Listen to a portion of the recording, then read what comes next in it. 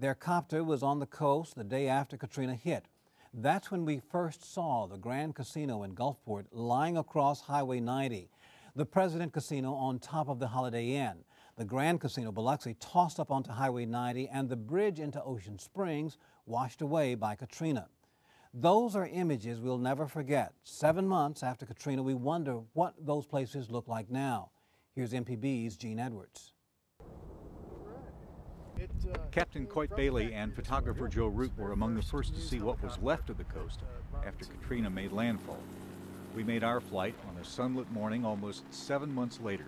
It's important to have this perspective. You know, the aerial perspective is so important in covering this kind of disaster. I don't know that you can get this kind of feel for the scope and breadth of the damage without seeing it the way you can see it from 500 or 600 feet above the ground.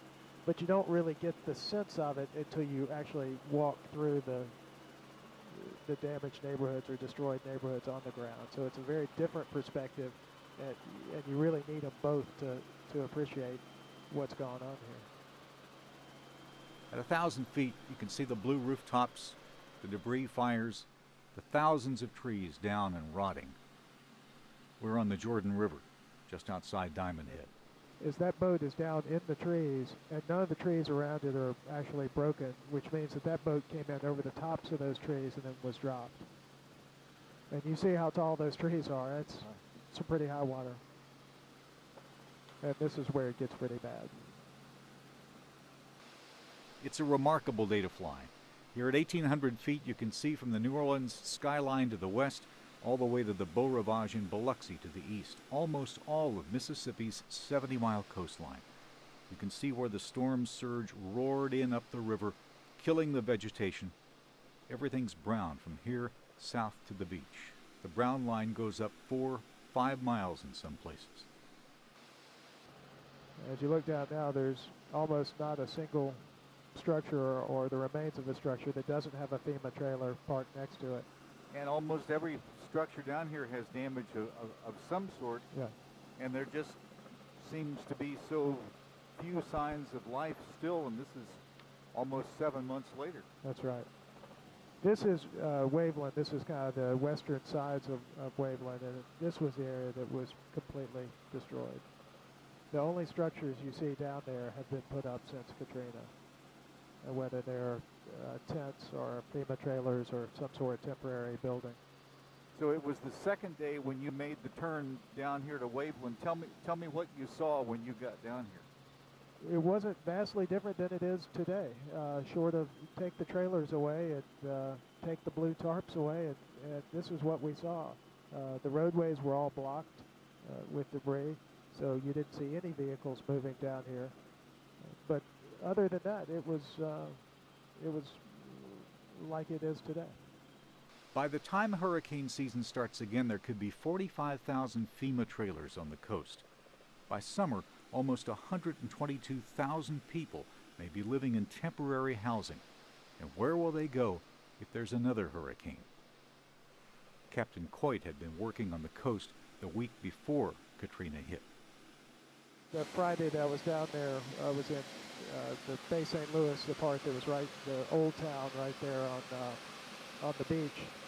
And I went into a little boutique shop, and I'd been out of town for a week, and I bought my wife a shirt just as one of those presents that you buy when you know you've been away from home too long. I know. And this woman that owned the shop, I ended up staying and talking to her, and she's just a very pleasant woman that owned this shop, very small. I was the only person in there.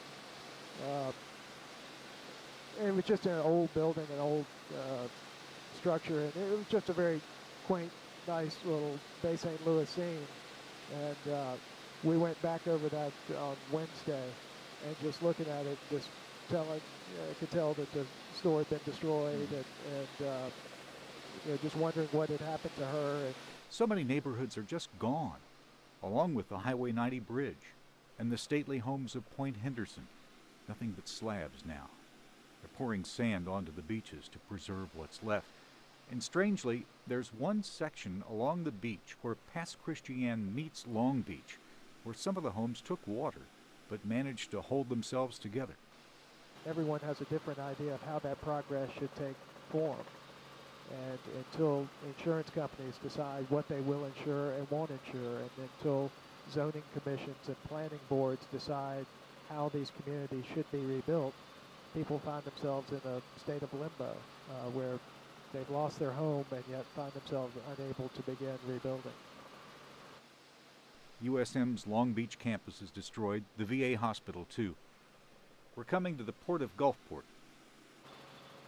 Right here between where we are now in Long Beach and up towards the port of Gulfport, there was the largest concentration of debris in the water.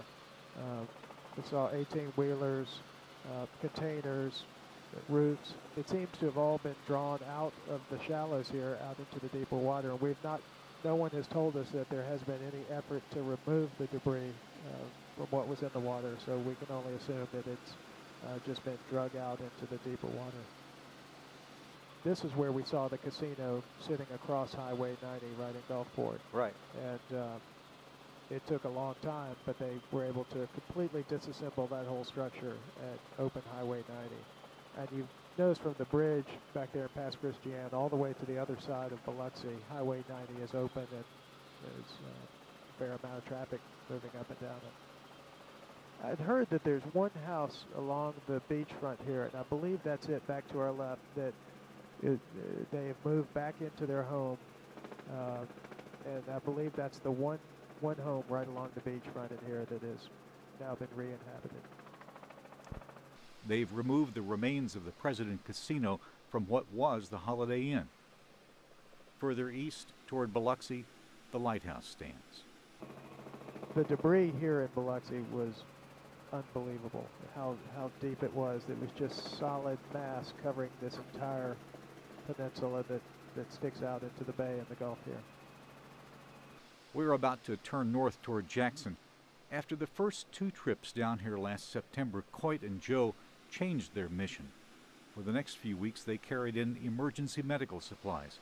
Coit says it hit them in waves, the impact this storm would have on people's lives. There was no way to prepare for it. He was asked by a TV station to report what he saw. All he could say was, "Everything's gone."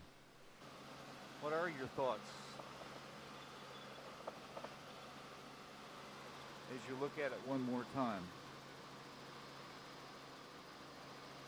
It's, you have so many thoughts that it's remarkable that people are back here rebuilding and that they can get up and do this every day, and that plans are in the works, and that zoning commissions are meeting, and that we're moving forward with our plans to rebuild.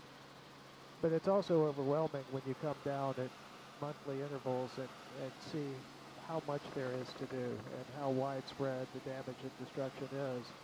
And it's just seemingly endless as to what needs to be done. So it's, in one sense, it's heartening and that activity is taking place and that things are getting cleaned up, but you also realize what a very long way we have to go. For Beyond Katrina, I'm Gene Edwards.